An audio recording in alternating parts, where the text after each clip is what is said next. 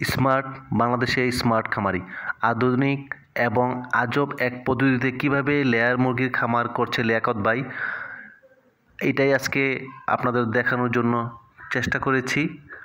সুন্দর একটা প্রযুক্তি, আধুনিক স্মার্ট লেয়ার খামার। সুপ্রিয় খামারি ভাই বোনেরা, আমরা চলে আসছি সেই লিয়াকত ভাইয়ের খামারে।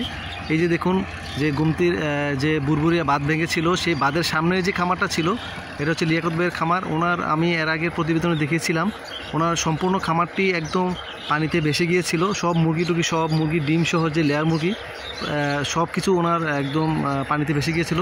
তো আজকে আমরা চলে আসছি যে তিনি আসলে কোনো সরকারি সাহায্য সহযোগিতা বা প্রাণী সম্পদ থেকে কোনো লোক বা কোনো সাপোর্ট দিয়েছে কিনা সেটা জানার জন্য নয়, আসলে উনি নিজের উদ্যোগে বন্যা পরবর্তী নিজেই আবার খামারটা শুরু করেছেন, সেটা দেখানোর জন্য আজকে আমরা চলে আসছি। ভাইজান কেমন আছেন?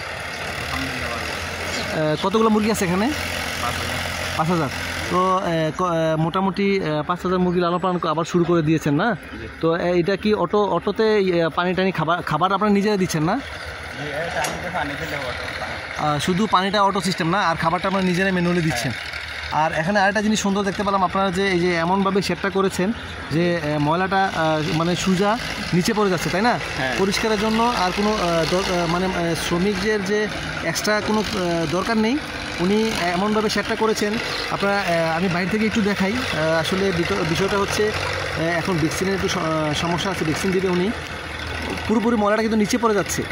উনি এমনভাবে সেটটা করেছে, খাঁচার দুই পাশে ফ্লোটার করেছে, একদম আধুনিক মডার্ন যে লেয়ার খামার, এটা বোঝা যাচ্ছে যে কোনো। এবং যে নিপল সিস্টেম, পানি নিপল সিস্টেম দিয়ে উনি পানিটা দিচ্ছে অটো সিস্টেমে, এবং এই যে মুরগিটা পানি খাচ্ছে আর খাবারটা ওনারা ম্যানুয়াল দিচ্ছে। মোটামুটি 5,000 মুরগি চাষ করতেছে।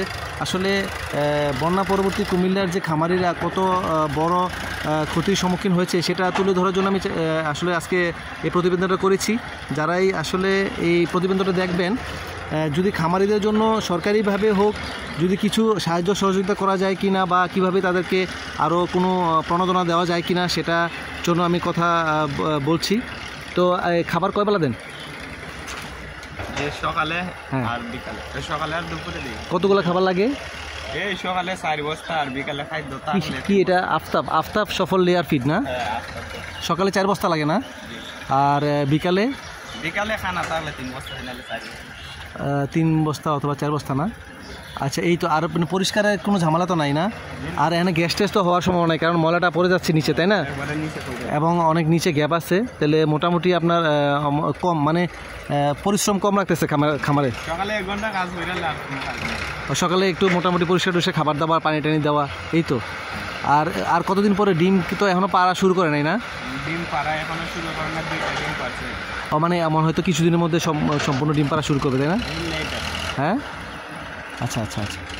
তো সুপ্রিয় খামারি ভাই বোনেরা, আপনারা দেখেন আসলে খামারিরা এত বড় দুর্যোগের পরেও ওনারা আবার ঘুরে দাঁড়িয়েছেন।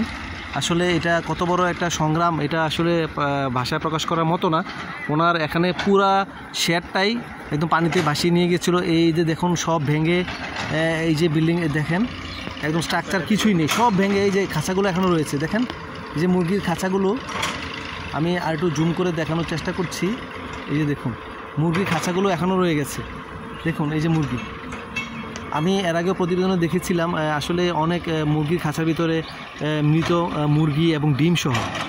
উনি আবারও আসলে এই কষ্ট করে আবারও এই নতুন স্ট্রাকচার করেছেন, ঘর করেছেন, শেড করেছেন, হ্যাঁ, আবারও তিনি শুরু করেছেন। এই জন্য ওনাকে ধন্যবাদ। আসলে বাংলাদেশের যে ডিমের যে ঘাটতি রয়েছে, এবং এখনও কিছু ডিমের দাম একটু বৃদ্ধিতে আসলে জনগণ আসলে মানে কিছু করার থাকে না, সেই জায়গায় খামারিরা কিন্তু নিজেরা উদ্যোগ নিয়ে খামারটি আবারও নতুন করে সাজিয়েছেন, এবং নতুন ডিমের যে উৎপাদন বৃদ্ধির জন্য তিনি কিন্তু এই পরিকল্পনাটা আবারও শুরু করেছেন। হ্যাঁ, নিজের উদ্যোগে কিন্তু আবার এটা শুরু করেছেন। প্রায় 5,000 মুরগি আছে। উনি বাংলাদেশের মানুষের যে মাংস এবং ডিমের যে চাহিদা, সেটা মিটানোর উপলক্ষে তিনি কিন্তু আবারও এটা করেছেন। একটি আধুনিক খামার বৈশিষ্ট্য দেখুন, লিয়াকত ভাই কনস্ট্রাকশনটাই এমনভাবে করেছে, মুরগির শেডটা, মুরগির বিষ্ঠাটা সোজা নিচে পড়ে যাচ্ছে, এবং মাঝখান দিয়ে একজন খাবার দাবার ওষুধ দেওয়ার জন্য রাস্তাটা রাখছে। আর মুরগির বিষ্ঠাটা নিচে পড়ে যাচ্ছে। এতে কিভাবে সুবিধা হচ্ছে, আপনার মুরগির বিষ্ঠাটা থেকে যে অ্যামোনিয়া গ্যাস বা তারপরে বিভিন্ন রোগবালাই হওয়া, প্রতিদিন পরিষ্কার করার যে শ্রমিক যে খরচ এবং একটা দুর্গন্ধ, আসলে লেয়ার মুরগির ময়লাটা কিন্তু প্রচুর অ্যামোনিয়া গ্যাস করে মুরগিকে অসুস্থ করে দেয়। এটা একদম নিচে ফেলে দিচ্ছে ময়লাটা, মুরগিটা সুস্থ থাকতেছে এবং পরিষ্কার করার জন্য যে বাড়তি শ্রমিকদের যে সময় ব্যয় এটা হচ্ছে না, অনেক সুন্দরভাবে করেছেন।